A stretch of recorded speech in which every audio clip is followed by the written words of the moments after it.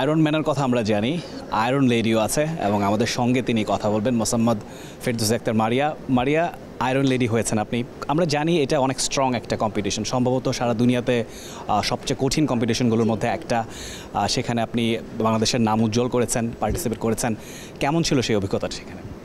সেখানে ছিল মানে এটা তো অনেক লং ডিস্টেন্স, তো সেক্ষেত্রে তো কঠিন। তো আমি আগে থেকে প্র্যাকটিস করে যাই, তারপর ওখানে গিয়ে যেহেতু দেশকে প্রেজেন্ট করছি, তো এখানে তো কঠিন বললে চলবে না, দেশের জন্য কিছু নিয়ে আসতে হবে। এটা ছিল আমার টার্গেট, যে দেশকে আমি রিপ্রেজেন্ট করতেছি। আমাদের বাংলাদেশে 18 কোটির মানুষের মান সম্মান আমার কাছে, তো আমাকে লড়তে হবে। সঠিক প্যাড আর সঠিক তথ্য দিয়ে কেশু সামলে নিব এক হয়ে। Monalisa sanitary napkin. যেহেতু অন্য দেশের মেয়েরা পাচ্ছে, তো সেক্ষেত্রে আমাকেও পারতে হবে। এখানে আমার মানে সাইকেল খারাপ বা হচ্ছে আমি প্র্যাকটিস কম করছি বা আমার অভিজ্ঞতা, এখানে সবাই যেহেতু পার্টিসিপেট করছে, তো আমিও আমার দেশ থেকে পার্টিসিপেট করছি, বাংলাদেশ থেকে। সেক্ষেত্রে আমার দায়িত্ববোধ থেকে আমি সুন্দরভাবে শেষ করছি এবং দ্বিতীয় স্থান অধিকার করছি। চমৎকার, আপনাকে অবশ্যই অভিনন্দন জানাবো আমরা। দ্বিতীয় স্থান অধিকার করা এমন একটা কম্পিটিশনে বাংলাদেশের জন্য বড় অ্যাচিভমেন্ট।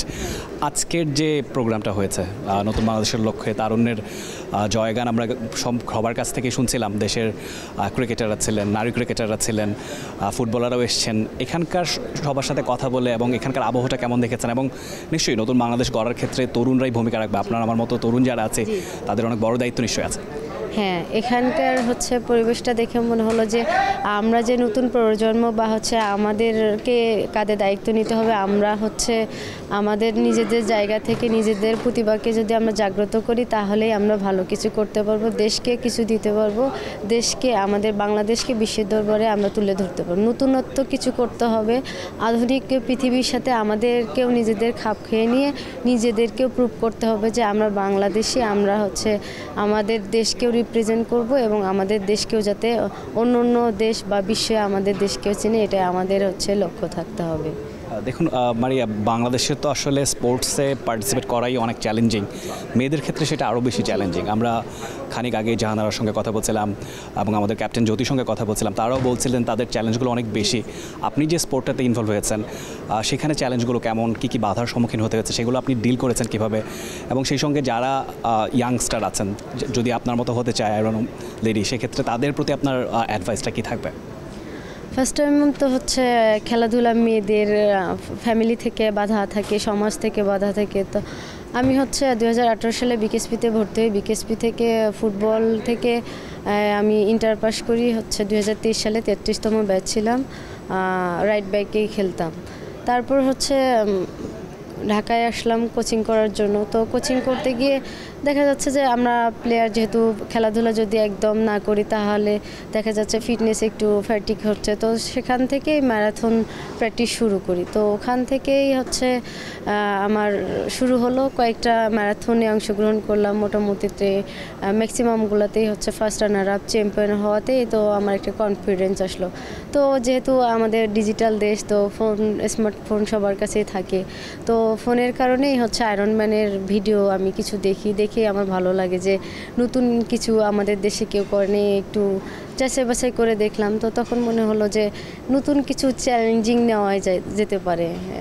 এটাই আমার ইচ্ছা ছিল যে নতুন কিছু করব। ফুটবলে তো সেরকম সফলতা আমার আসে নাই, তো সেখান থেকে ভাবছিলাম যে নতুনত্ব কিছু করতে হবে, যেহেতু এখানে হলো না, একক কোনো ইভেন্ট করা যায় কিনা। এখান থেকেই আমার চ্যালেঞ্জিং ছিল। যেমন সুইমিংয়ে, এই ঢাকা শহরে সুইমিংয়ের একটা স্পেস, বা আমি মেয়ে হিসেবে, তো এটা আমার জন্য অনেক চ্যালেঞ্জিং ছিল। তো সেটাকেও ওভারকাম করে সুইমিং শেখা। আমি 1.9 কিলোমিটার যেহেতু সুইমিং, এটা লং একটা ডিস্টেন্সের, তো সেটাকে প্র্যাকটিস করা। 90 কিলোমিটার্স আপনার সাইকেলিং, সেটাকে প্র্যাকটিসের মাধ্যমে সেটাকে নিজের আয়ত্তে নেওয়া। 21 কিলোমিটার 100 দৌড়, তো সেটাকেও আয়ত্ত করা।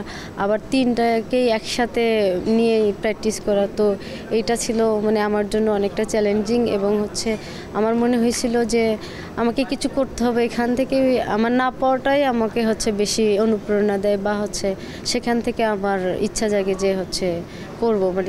পরিশ্রম না করলে আসলে ভাইয়া সফলতা আসে না। তো আমার মনে হলো যে আমি যদি আয়রনম্যান 70 পয়েন্টে যে হার্ডওয়ার্ক করছি সেরকম যে ফুটবলে করতাম, আশা করা যাইতো যে হচ্ছে আমি ভালো কিছু করতে পারতাম। তো আমার যে গাফলতি বা হচ্ছে আমি ফাঁকি দিয়েছিলাম, এই কারণে হয়তো বা আমার ফুটবলে সফলতা আসেনি। আর নতুন যারা আয়রনম্যানে আসতে চান তাদেরকে হচ্ছে একটা কথা বলবো, এটা হচ্ছে অনেক হার্ডওয়ার্ক গেম।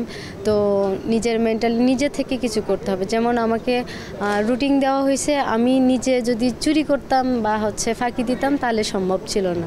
এখানে নিজের দায়িত্ব নিজেকে নিতে হবে, প্রতিদিন নিজের সাথে নিজের যুদ্ধ করতে হবে, তাহলেই সাকসেস হবে। আর পাশাপাশি যদি কেউ যদি চায় যে এটা কিভাবে শুরু করতে হবে, মানে কিভাবে এটাকে মানে আয়রনম্যান 17 পয়েন্ট বা হচ্ছে ফুল আয়রনম্যানে তারা অংশগ্রহণ করবে, সেটার জন্য আগে ইনফরমেশন জানতে হবে। যদি সে বিষয়ে কেউ আমাকে বলে বা আমার কাছ থেকে কেউ কোনো প্রশ্ন বা তাদের ইচ্ছা থাকে, আমার সাথে যোগাযোগ করলে আমি আমার সর্বোচ্চটা দিয়ে তাদেরকে হেল্প করব বা আমি যা জানি তাদেরকে সেটা জানানোর চেষ্টা করব। চমৎকার। আমরা মারিয়ার সঙ্গে কথা বলছিলাম। মারিয়া, আপনাকে অভিনন্দন এবং আগামী দিনের জন্য শুভকামনা জানাচ্ছি। তিনি যেটা বলছিলেন যে তিনি সর্বোচ্চ দিয়ে তিনি হেল্প করবেন কেউ যদি এই প্রতিযোগিতায় অংশ নিতে চায়, এবং তার কথার প্রতিধ্বনি করেই বলবো যে পরিশ্রমের আসলে কোনো বিকল্প নেই। পরিশ্রম করলে যে কোনো লক্ষ্য, যে কোনো চ্যালেঞ্জ সামাল দেওয়া যায়, সেটা মারিয়া করে দেখেছেন, বাংলাদেশের নাম উজ্জ্বল করেছেন, এমন আরও উত্তরোত্তর সাফল্য আসুক সে প্রত্যাশা আমাদের সবার। For more updates, subscribe to our YouTube channel and click on the bell icon. Follow us on Facebook and Instagram. Download T-Sports app to enjoy exciting games and highlights. Visit tsports.com.